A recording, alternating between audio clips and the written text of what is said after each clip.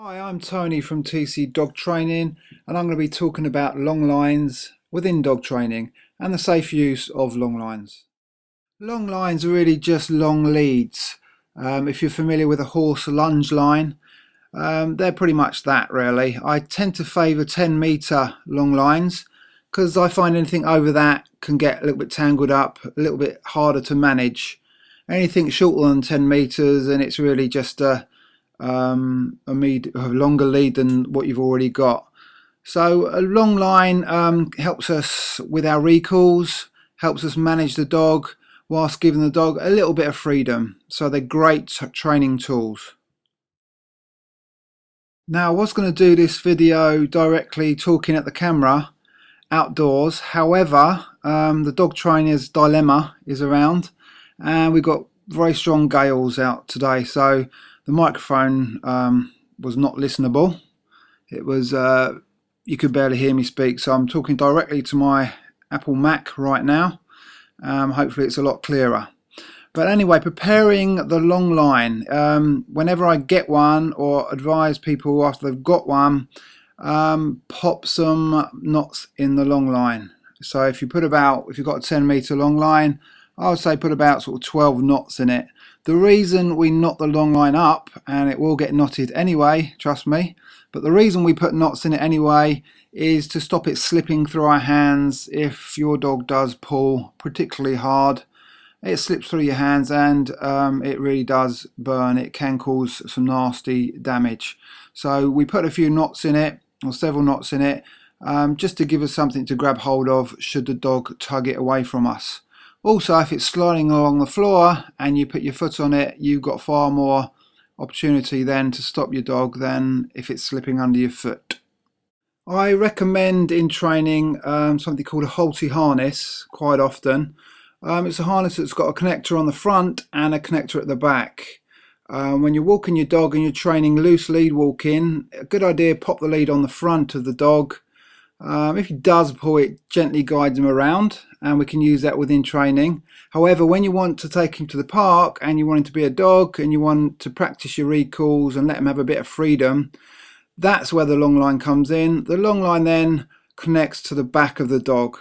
Harnesses are great tools. They're also quite good for the dog's safety. We don't want a dog charging off at 30 miles an hour and getting to the end of a long line. So a harness is a very good safety tool for the dog.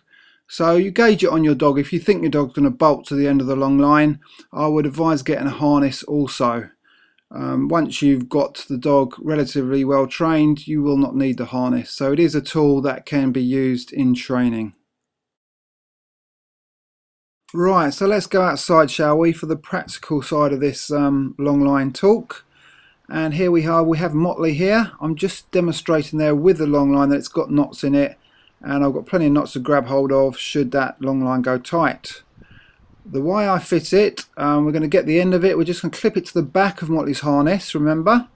A little bit of slack there, I'm going to step on it so Motley can move around if he wishes. And the way I gather up the long line is palms up in the air, elbows to your belly, and I'm just going to feed the slack to the hand that I'm holding the end of the long line with. So I'm just passing it to my other hand. Once that slack is taken up, I'm going to release my foot, and Motley's a free dog if he wants to move around.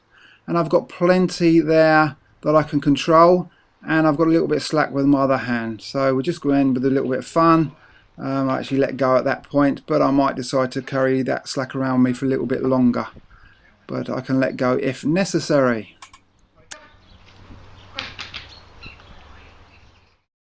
Right, so we've done the preparation, let's take it to the park. That's the point of this. So I'm stepping on Motley's lead there, just so I've got both hands free. I'm popping the long line on the back of the harness, remember, before I take the lead off. Never take the lead off before you fit the long line. For obvious reasons, you'll have a dog without a lead or a long line on, and the potential to bolt without any control. So early days of training, remember, so you want a bit of control. And there you go, I'm just about to release Motley to go and be a dog and go and do doggy stuff, which is something you know you can't do with a lead. Certainly for an untrained dog, when you're training that recall, you want that management control. And there you go, I've just put in a recall there and he's popped back to me. And it enables your dog to go out in front of you and have a good sniff, a little bit of freedom, and you've still got a bit of control if necessary. So recall practice. Again, your dog can go out in front of you, have a sniff, have a mooch around, and very occasionally and randomly you'd put your recall in.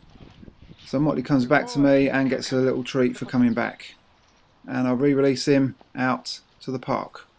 You can notice there that I'm allowing the long line to trail, and once you get to a certain standard of recall you can allow it to trail along the floor. So be sure that you can get your dog back to you first by holding the end of the long line for management, but at a certain time you'll be able to allow it to trail. There's plenty there to catch if necessary. You can even put your foot on it. But here you go, I just got Motley back to me, nice little recall there, food down between my feet so I can touch his harness or his collar and pop the lead on if necessary. Whenever you perform a recall, whether you've got the long line on or not, it always is a good idea just to touch your dog's collar or harness before you give them the reward. This gets your dog used to having their collar touched before the lead goes on. Many dogs out there will actually shy away as soon as the owner goes to touch the collar because it means that the lead is going to follow. And when the lead goes on, of course, it means the dog's going home. So you get a lot of dogs staying sort of 3 feet away from their owners playing a bit of a game. But if the dog's used to having their collar touched and then getting a treat, they're not going to be quite so collar shy. So it's good practice. Touch the collar, give the dog a treat. Touch the collar, give the dog a treat. At some point, of course, you will touch the collar and put the lead on and you will go home. But if you keep it random like that, the dog's not then going to anticipate home time. Okay, it's time to pack up and go. Hope you've enjoyed this video and you find it useful. Long line safety is very important and it's also a great tool, obviously. So let's pack up our long lines and keep them in good condition, ready for the next fun recall. So let's tidy and gather our long line up. You're going to hold the end that hasn't got the clip on it, put it in your hand, and you're just wrapping under your elbow and between your thumb and fingers. So you're just taking up the slack with one hand and wrapping it around. Once you've wrapped it around, take it off of your elbow, grab the center of the loop and just wrap the excess around the middle and poke the clip through the loop at the top and pushing it through. Once it comes out, take hold of it, give it a little tug. That just tightens it all up, and there you have one relatively tidy long line ready for the next fun recall session. And Motley, good boy. Good boy.